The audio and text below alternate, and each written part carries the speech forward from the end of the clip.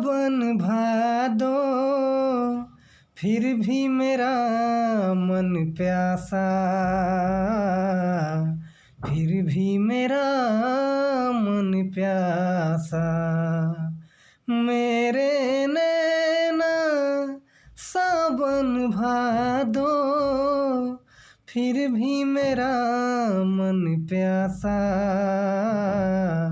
फिर भी मेरा मन प्यासा। तो गुड मॉर्निंग फ्रेंड, आप लोग मस्ती में झूम गए होंगे और आज हम आप लोग के साथ आ गए हैं बिहार विद्यालय परीक्षा समिति की तरफ से क्लास 10th का एग्जामिनेशन का प्रोग्राम आगे आप लोग देखे होंगे। उसी को तैयारी को लेकर के आज से 30 दिन के अंदर आप लोग को हम इतना VBI क्वेश्चन ऑब्जेक्टिव क्वेश्चन करवाएंगे जो कि आपके एग्जाम में सेम टू सेम बिल्कुल यहाँ से मैच करेगा। बिल्कुल आप लोग याद रखिएगा, ये वैसा ही क्लास होगा। तो आज हम जो क्लास करेंगे वो आप लोग को भौतिकी यानी कि फिजिक्स का क्वेश्चन लेकर आए हैं। ऑब्जेक्टिव क्वेश्चन है, आप लोग को पहला क्लास है ये फ्रेंड। ये ऑब्जेक्टिव VBI क्वेश्चन रहेगा ओनली। साथ ही पिछले साल में जो क्वेश्चन पूछा जा चुका है उस क्वेश्चन को भी इस वीडियो के माध्यम से हम इंक्लूड किए हैं। तो चलिए वीडियो का स्टार्ट करते हैं। वीडियो स्टार्ट करने से पहले एक चीज़ हम और आप लोग को कवर करेंगे, क्या क्या वो चीज़ हम दिखा देते हैं आप लोग को इसी चैनल के माध्यम से। फिजिक्स का all objective question, all chapter, chemistry का ऑल चैप्टर, जितने भी चैप्टर है यहाँ पे ऑल चैप्टर का बात होगा। सारे चैप्टर का चैप्टर वाइज आप लोग का ऑब्जेक्टिव क्वेश्चन कराएंगे, PDF के साथ आप लोग को प्रोवाइड करा देंगे। उसके बाद आप लोग को बायोलॉजी क्वेश्चन का ऑब्जेक्टिव कराएंगे। उसके बाद सोशल साइंस की तरफ बढ़ेंगे तो हिस्टोरी का लेंगे, जियोग्राफी का लेंगे, पॉलिटिकल साइंस लेंगे। ऑल चैप्टर वाइज यहाँ पर ऑब्जेक्टिव होगा। उसके बाद फ्रेंड बात करेंगे तो इकोनॉमिक्स का होगा। उसके बाद फ्रेंड बात कीजिएगा तो मैथमेटिक्स का क्वेश्चन के साथ आपको सॉल्व करके हम दिखाएंगे। तो बिल्कुल इस चैनल को ज्वाइन करें, सब्सक्राइब करें और आज से आप लोग क्लास ज्वाइन करें। आप लोग को फरवरी में एग्जाम है, जैसे कि आप लोग को मालूम है। हम आप लोग को 15 जनवरी से पहले, याद रखिएगा 15 जनवरी से पहले आप लोग को हम सारे सिलेबस का ऑब्जेक्टिव क्वेश्चन आप लोग को करा करके इस चैनल पर वीडियो अपलोड करेंगे, जो कि आपको रोज 2-2 सब्जेक्ट का, फिजिक्स केमिस्ट्री हो या सोशल साइंस में कोई भी हो, 2-2 सब्जेक्ट का, 3-3 सब्जेक्ट का रोज आप लोग को वीडियो मिलता रहेगा। तो चलिए आज हम जो शुरुआत करते हैं वो फिजिक्स के क्वेश्चन से शुरुआत करते हैं, पहला चैप्टर के साथ। तो चलिए वीडियो की ओर बढ़ते हैं। तो हम लोग ऑब्जेक्टिव क्वेश्चन पर आ चुके हैं और पहला क्वेश्चन की तरफ बढ़ते हैं। पहला क्वेश्चन मेरा ये है कि ये वस्तुनिष्ठ प्रश्न आप लोग को पहले चैप्टर से चल रहा है। तो ये है पहला क्वेश्चन, हजामत के लिए किस दर्पण का उपयोग होता है? हजामत जो दाढ़ी बनाता है, दाढ़ी बनाने के लिए किस दर्पण का प्रयोग करते हैं? ऑप्शन क्या है? अवतल दर्पण, उत्तल दर्पण, समतल दर्पण या इनमें से कोई नहीं। तो आप लोग को क्वेश्चन का आंसर अगर मालूम है तो कमेंट करिए, नहीं तो चलिए राइट आंसर की तरफ बढ़ेंगे। तो हजामती जो है दर्पण का जो प्रयोग करते हैं वो अवतल दर्पण का प्रयोग करते हैं दाढ़ी बनाने के लिए। ये जो क्वेश्चन है कितनी बार पूछा जा चुका है, इसलिए इस क्वेश्चन को VBI माने और इस क्वेश्चन को बिल्कुल याद रखिए। हजामती दाढ़ी बनाने के लिए जो दर्पण का प्रयोग करते हैं वो अवतल दर्पण का प्रयोग करते हैं। चलिए दूसरा क्वेश्चन की तरफ बढ़ेंगे। निम्न में से किस दर्पण की फोकस दूरी ऋणात्मक होती है? 3 दर्पण के नाम सुने होंगे, अवतल दर्पण, उत्तल दर्पण, उसके बाद समतल दर्पण। तो इन तीनों दर्पण में से किस दर्पण की फोकस दूरी जो होता है F, इसकी ऋणात्मक होती है, माइनस में इसकी फोकस दूरी होती है। तो यहाँ पर आप लोग राइट आंसर की तरफ अगर बढ़ेंगे तो अवतल दर्पण की जो फोकस दूरी होता है वो हमेशा ऋणात्मक होती है। तो याद रखिएगा अवतल दर्पण की जो फोकस दूरी होगी वो क्या होगा? माइनस में होगी, यानी कि ऋणात्मक होगी। चलिए आगे की तरफ बढ़ेंगे तीसरे क्वेश्चन की तरफ। तो तीसरा क्वेश्चन मेरा ये है, निम्न में से किस दर्पण की फोकस दूरी धनात्मक होती है? पहले देखिए एक फोकस दूरी था जिसका ऋणात्मक हो गया था। अब दूसरा एक और फोकस दूरी किस दर्पण को होगा जिसका मान प्लस में होगा, यानी कि धनात्मक होगा। तो चलिए यहाँ पर जो राइट आंसर की तरफ बढ़ेंगे तो जानते ही हैं अवतल दर्पण का यहाँ पर फोकस दूरी ऋणात्मक होती है। तो राइट आंसर क्या हो जाएगा? अब उत्तल दर्पण की फोकस दूरी क्या होता है? प्लस में, यानी कि हमेशा धनात्मक होती है, ऋणात्मक होती है। तो यहाँ पर 2 क्वेश्चन क्लियर हो गया। अवतल दर्पण का जो फोकस दूरी होगा वो यहाँ पर ऋणात्मक होगी और उत्तल दर्पण का जो यहाँ पर फोकस दूरी होगा वो पॉजिटिव में धनात्मक होगी, यानी कि यहाँ पर जो आंसर हो गया वो right answer option number B हो गया। चलिए अगला क्वेश्चन की तरफ बढ़ेंगे। चौथा क्वेश्चन, उत्तल दर्पण द्वारा बना प्रतिबिंब होता है। उत्तल दर्पण में जो प्रतिबिंब बनता है वो किस टाइप का बनता है, उसका स्थिति क्या रहता है, वो चीज़ आपको बताना है। चलिए ऑप्शन की तरफ अगर बढ़ेंगे तो काल्पनिक और उल्टा, काल्पनिक और सीधा, वास्तविक और उल्टा, वास्तविक और सीधा। तो बताइए फटाफट कि उत्तल दर्पण में प्रतिबिंब किस टाइप का बनता है। तो उत्तल दर्पण में जो प्रतिबिंब बनता है वो बिल्कुल यहाँ पर काल्पनिक और सीधा बनता है। याद रखिएगा, इमेजिनरी और पूरा राइट स्ट्रेट में काल्पनिक और सीधा बनता है उत्तल दर्पण में प्रतिबिंब। तो बिल्कुल बी नंबर ऑप्शन याद रखिएगा। उत्तल दर्पण का जो प्रतिबिंब होता है काल्पनिक और सीधा। चलिए नेक्स्ट क्वेश्चन बताते हैं। दादी बनाने के लिए, दादी लिखा गया है यहाँ पे, दाढ़ी होगा, ठीक है, दाढ़ी। पहले भी ये क्वेश्चन हो चुका है, इस बार फिर हम करा देते हैं। दाढ़ी बनाने में किस प्रकार का दर्पण उपयोग में होता है। तो दाढ़ी जो हम लोग बनाते हैं तो पहले बताए थे अवतल। चूंकि हजामत, इस क्वेश्चन को 2-3 टाइप से पूछा जाता है। हजामत, हजामत जो दर्पण का प्रयोग करता है तो वो तो दाढ़ी बनाने के लिए करता है, जिसे हम ठाकुर बोलते हैं, लौवा बोलते हैं, हजामत। तो हजामत हमेशा दाढ़ी ही बनाएगा, केस बाल ही बनाएगा। तो यहाँ पर दाढ़ी जो बनाने के लिए प्रयोग होगा वो अवतल दर्पण होगा, यानी कि हजामत जो प्रयोग करते हैं वो अवतल दर्पण रहता है। तो याद रखेंगे ऑप्शन नंबर ए, दाढ़ी बनाने के लिए हमेशा अवतल दर्पण का प्रयोग किया जाता है। तो ऑप्शन नंबर ए यहाँ पर राइट आंसर हो गया। चलिए VVI क्वेश्चन, छठा क्वेश्चन। मोटर के चालक के सामने, मोटर गाड़ी के चालक के सामने लगा रहता है। मोटर गाड़ी जो होता है, जैसे आप लोग देख लिए होंगे मोटरसाइकिल आप लोग देखे होंगे, या फिर आप लोग कार देखे होंगे, या फिर आप लोग ट्रक देखे होंगे। यानी कि जो भी गाड़ी होते हैं उनमें जो दर्पण लगा रहता है चालक के सामने, ड्राइवर के सामने, वो कौन से दर्पण रहता है। ये क्वेश्चन बहुत बार पूछा जा चुका है। तो मोटर गाड़ी के जो चालक होता है, ड्राइवर के सामने जो दर्पण लगा रहता है उसका ऑप्शन कैलकुलेट करते हैं। अवतल दर्पण, समतल दर्पण, उत्तल दर्पण या मोटा लेंस। तो किस टाइप का दर्पण रहता है। तो यहाँ पर ऑप्शन नंबर सी याद रखेंगे, उत्तल दर्पण, ठीक है, उत्तल दर्पण याद रखेंगे। क्यों? क्योंकि उत्तल दर्पण में जो प्रतिबिंब बनता है वो पहले भी बताया आपको काल्पनिक और सीधा बनता है, इसीलिए यहाँ पर सीधी प्रतिबिंब बने पीछे वस्तु का, तब तो मोटरसाइकिल को पता चलेगा, ड्राइवर को पता चलेगा कि पीछे से जो गाड़ी आ रही है वो मेरे लेवल में आ रहा है या मेरे से साइड होके जाएगा, इसीलिए उत्तल दर्पण का प्रयोग करते हैं। तो सीधी सीधी ऑप्शन याद रखेंगे सी, उत्तल दर्पण मोटर गाड़ी के चालक के सामने लगा रहता है। चलिए अगला क्वेश्चन बढ़ते हैं, क्वेश्चन नंबर 7। क्वेश्चन नंबर 7 ये है, निम्न में से किस पर समांतर किरण पुंज मिल सकता है। यहाँ पर दर्पण की क्वेश्चन चल रहा है, तो बताना है कि कौन से दर्पण पर समांतर किरण पुंज मिल सकता है।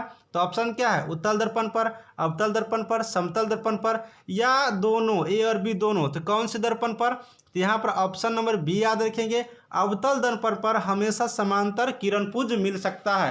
तो ऑप्शन नंबर बी यहाँ पर याद रखेंगे। चलिए अगला क्वेश्चन की तरफ बढ़ते हैं। अगला क्वेश्चन मेरा क्या है, सौर कुकर के लिए कौन सा दर्पण सर्वाधिक उपयुक्त होता है। सौर कुकर जो होता है, सौर ऊर्जा में जो खाना बनता है कुकर के माध्यम से, तो उसमें कौन सी दर्पण लगाया रहता है। तो सौर कुकर में जो दर्पण लगा रहता है वो समतल दर्पण लगा रहता है, ठीक है, याद रखिएगा। ऐसा कुकर जो सूर्य के प्रकाश से ऊर्जा लेकर के अपना हीट जनरेट कर करके उसमें अपना खाना बनाया जा सकता है, तो उस टाइप के कुकर को सौर कुकर कहते हैं। और सौर कुकर में जो दर्पण प्रयुक्त होता है वो समतल दर्पण रहता है। ऑप्शन नंबर ए यहाँ पर याद रखेंगे। चलिए नेक्स्ट क्वेश्चन की तरफ हम लोग बढ़ेंगे। नेक्स्ट क्वेश्चन मेरा ये है, अवतल दर्पण की फोकस दूरी उसकी वक्रता त्रिज्या का, ठीक है। यहाँ पर क्वेश्चन को समझने वाली बात है, ये क्वेश्चन बहुत बार पूछी जा चुकी है। अवतल दर्पण की फोकस दूरी उसकी वक्रता त्रिज्या की कितनी होती है, दुगुनी होगी या आधी होगी या चौथाई होगा या फिर बराबर होगा। चलिए ये न्यूमेरिकल टाइप का है, हम सोल्व करके देखते हैं। अवतल दर्पण की फोकस दूरी, तो फोकस दूरी एफ होता है। फोकस दूरी क्या होता है, त्रिज्या का बट्टा में 2 होता है, यानी कि r/2 होता है। तो यहाँ त्रिज्या का क्या हो गया, आधा हो गया। जब किसी को हम बराबर भागों में बांटते हैं, आधा करते हैं, तो 2 से डिवाइड करते हैं ना, तो 2 से त्रिज्या का डिवाइड होता है। ये फार्मूला आप लोग देखेंगे, f बराबर r/2 देखेंगे, यानी कि r का, यानी कि त्रिज्या का क्या हो रहा है, आधा हो रहा है। तो फोकस दूरी क्या हो गया, त्रिज्या का आधा हो गया। तो देख लीजिए आधा कहाँ है, ऑप्शन नंबर बी पर। तो ऑप्शन नंबर बी यहाँ पर क्या हो जाएगा, मेरा सही आंसर हो जाएगा। तो फटाफट लिखेंगे, अवतल दर्पण की फोकस दूरी वक्रता त्रिज्या की आधी होती है, ठीक है। एक क्वेश्चन और यहाँ पर देखेंगे, अगर f बराबर r/2 होता है तो r बराबर क्या हो जाएगा, r बराबर क्रॉस मल्टीप्लिकेशन करेंगे तो 2 गुने f हो जाएगा। यानी कि यहाँ पर अगर हम लोग बात करेंगे तो त्रिज्या क्या हो जाएगा, फोकस दूरी की दुगुनी हो जाएगी। त्रिज्या फोकस दूरी की दुगुनी हो जाएगी, लेकिन फोकस दूरी त्रिज्या का क्या होगा, आधा होगा। तो यहाँ पर ये दोनों क्वेश्चन याद रखेंगे, ठीक है। आगे बढ़ते हैं। आगे मेरा ये क्वेश्चन है 10वां क्वेश्चन, कि सौर ऊर्जा को, ठीक है, सौर ऊर्जा को संचित करने के लिए किस दर्पण का उपयोग करते हैं। सौर ऊर्जा जो होता है उसमें जो यहाँ पर उपयोग में जो लाए जाते हैं संचित करने के लिए, कौन सी, ऑप्शन क्या है, अवतल, समतल, उत्तल या सभी। तो यहाँ पर सौर ऊर्जा को संचित करने के लिए जो दर्पण प्रयोग में लाए जाते हैं वो अवतल दर्पण होते हैं। कौन से दर्पण होते हैं, अवतल दर्पण होते हैं। तो ऑप्शन नंबर ए यहाँ से क्या करेंगे, याद रखेंगे, ठीक है। चलिए अगला क्वेश्चन की तरफ हम लोग बढ़ते हैं, जो कि 11वां क्वेश्चन है। यहाँ पर निम्न में से कौन उत्तल दर्पण की फोकस दूरी है जिसकी वक्रता त्रिज्या 32 cm है। यहाँ पर कह रहा है कि निम्न में से कौन उत्तल दर्पण की फोकस दूरी है जिसकी वक्रता त्रिज्या 32 सेंटीमीटर होता है, ठीक है। अब यहाँ पर क्वेश्चन जो है आप लोग को और न्यूमेरिकल टाइप का हो गया। तो सबसे पहले एक चीज़ यहाँ पर हम देखेंगे कि उत्तल दर्पण की बात चल रहा है, तो उत्तल दर्पण की फोकस दूरी हमेशा पॉजिटिव होता है। तो यहाँ पर जो पॉजिटिव होगा, प्लस में होगा, वो आंसर होगा। तो यहाँ पर देख लेते हैं, पॉजिटिव में 2 है, एक ए नंबर और एक सी नंबर, तो ऑप्शन 2 ही होगा। ये दोनों तो आंसर गलत हो गया। अब दोनों में से कौन सा होगा, यहाँ पर फोकस दूरी की बात कर रहा है, तो फोकस दूरी क्या होता है, एफ बराबर क्या होता है, R/2 होता है, ठीक है। तो यहाँ पर फोकस दूरी पूछ रहा है जिसकी त्रिज्या 32 सेंटीमीटर दे दिया। तो यहाँ पर एफ बराबर R/2, तो आर का मान यहाँ पर 32 देती है, बटा में 2 करेंगे। अब इसको कैलकुलेट करिएगा तो क्या हो जाएगा, 16 दूना 32, यानी कि यहाँ पर क्या हो जाएगा 16। तो प्लस 16 होगा क्योंकि उत्तल दर्पण है, तो प्लस 16 कहाँ है, सी नंबर, पहले बता दिए थे। दोनों में से आंसर होगा, तो ऑप्शन नंबर सी यहाँ पर राइट आंसर हो गया। चलिए आगे बढ़ते हैं। प्रकाश किस रेखा में गमन करती है। प्रकाश जो होती है वो किस रेखा में, सरल रेखा, तिरछी रेखा, किसी भी दिशा में, या इनमें से कोई नहीं। बताइए, प्रकाश जो होता है वो हमेशा सीधी रेखा में गमन करती है। तो यहाँ पर ऑप्शन नंबर ए यानी कि सरल रेखा में प्रकाश क्या करता है, गमन करता है, चलता है। चलिए अगला क्वेश्चन देखते हैं। परावर्तन के नियम से निर्धारित होता है, परावर्तन के नियम से क्या नियम संधारित होता है, बताइए क्या यहाँ पर सही आंसर होगा परावर्तन के नियम के लिए। तो सब लोग जानते हैं परावर्तन के नियम में क्या होता है, आपतन कोण परावर्तन कोण के बराबर होता है। आपने ऐसा फिगर देखा होगा, ऐसा फिगर बिल्कुल आपने देखा होगा। तो यहाँ पर क्या होता है, जो आपतन कोण होता है यहाँ पर परावर्तन कोण के बराबर होता है। हम डिटेल्स में अच्छे से बता देते हैं। ये जो आपतन कोण होता है I और परावर्तन कोण जो होता है R, तो आपतन कोण परावर्तन कोण के क्या होता है, बराबर होता है। तो सीधे यहाँ पर लिखेंगे ऑप्शन नंबर ए, यहाँ पर आपतन कोण परावर्तन कोण के बराबर होता है, यानी कि परावर्तन के नियम का ये फॉलो हो रहा है। ऑप्शन नंबर ए यहाँ पर सही आंसर हुआ, ठीक है। चलिए अगला क्वेश्चन देखते हैं। निम्न में प्रकाश के किस रंग का अपवर्तनांक अधिकतम होता है। इनमें से किस रंग का अपवर्तनांक अधिकतम होता है। 4 रंग यहाँ पर दिया हुआ है। ऑप्शन ए लाल, पीला, हरा या बैंगनी। तो यहाँ पर जो चारों ऑप्शन है इसमें से अगर सबसे ज़्यादा बात करेंगे तो लाल रंग का जो अपवर्तनांक होता है रंग में, ये सबसे अधिक होता है। तो ऑप्शन नंबर ए यहाँ पर राइट आंसर हो गया। अगला क्वेश्चन मेरा है, किस किरण पुंज में प्रकाश की किरण एक ही बिंदु पर मिलती है। कौन सी किरण पुंज है जिसमें प्रकाश की किरण एक ही बिंदु पर मिलती है। ऑप्शन है समांतर, अपसारी, अभिसारी। बहुत ही अच्छा क्वेश्चन है।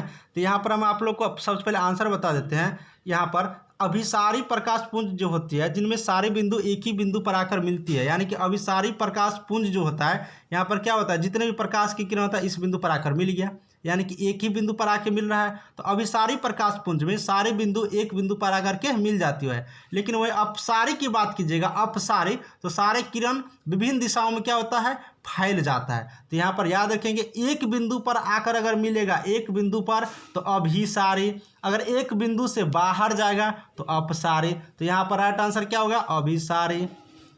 प्रकाश के परावर्तन के कितने नियम है। प्रकाश के परावर्तन के नियम सब जानता है। प्रकाश के परावर्तन के 2 नियम होते हैं। अगला क्वेश्चन, समतल दर्पण द्वारा बना प्रतिबिंब होता है। समतल दर्पण किस टाइप का प्रतिबिंब बनाता है, वास्तविक, काल्पनिक या दोनों, या इनमें से कोई नहीं। बताइए राइट आंसर क्या होगा।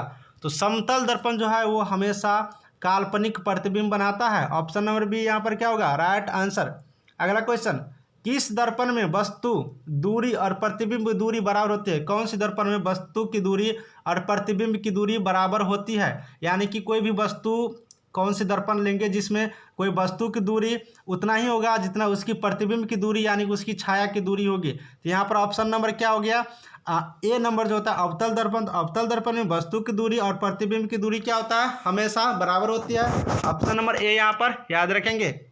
अगला क्वेश्चन, वस्तु से छोटा और आभासी प्रतिबिंब कौन सा दर्पण बनाता है। तो वस्तु से छोटा और आभासी प्रतिबिंब जो बनाता है वो क्या हो गया यहाँ पर, ऑप्शन नंबर सी उत्तल दर्पण। उत्तल दर्पण हमेशा वस्तु से छोटा और आभासी, इसे ही काल्पनिक भी बोला जाता है। तो वस्तु से छोटा और आभासी प्रतिबिंब बनाता है हमेशा कौन से दर्पण, तो उत्तल दर्पण। यहाँ पर right answer option number C याद रखेंगे। बीबीए क्वेश्चन, सर्च लाइट का परावर्तक सतह होता है, सर्च लाइट जो होता है उसकी परावर्तक जो सतह होता है वो किस टाइप में होता है, उत्तल दर्पण की तरह, अवतल की तरफ या समतल की तरह।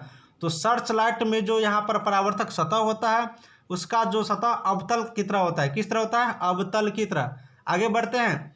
किसी समतल दर्पण की फोकस दूरी का मान होता है, किसी भी समतल दूरी के फोकस दूरी के यहाँ पर बात कीजिएगा तो उसका मान हमेशा शून्य एवं अनंत के बीच होते हैं। फोकस दूरी का मान किसी भी समतल दर्पण के लिए यहाँ पर बात कीजिएगा तो क्या हो जाएगा, यहाँ पर शून्य और अनंत के बीच होता है। तो फ्रेंड यहाँ पर हमेशा हम बता रहे थे अभी शून्य और अनंत के बीच, तो यहाँ पर अनंत नहीं होगा, सिर्फ अनंत होगा। यहाँ पर याद रखिएगा ऑप्शन नंबर सी अनंत होगा, क्योंकि समतल दर्पण में जो होता है यहाँ पर त्रिज्या तो उसकी बहुत जारी होती है, कहीं तक भी हो सकता है, यानी कि त्रिज्या शून्य होता है तो शून्य में किसी भी संख्या से यहाँ पर भाग देंगे तो क्या हो जाएगा, अनंत हो जाएगा।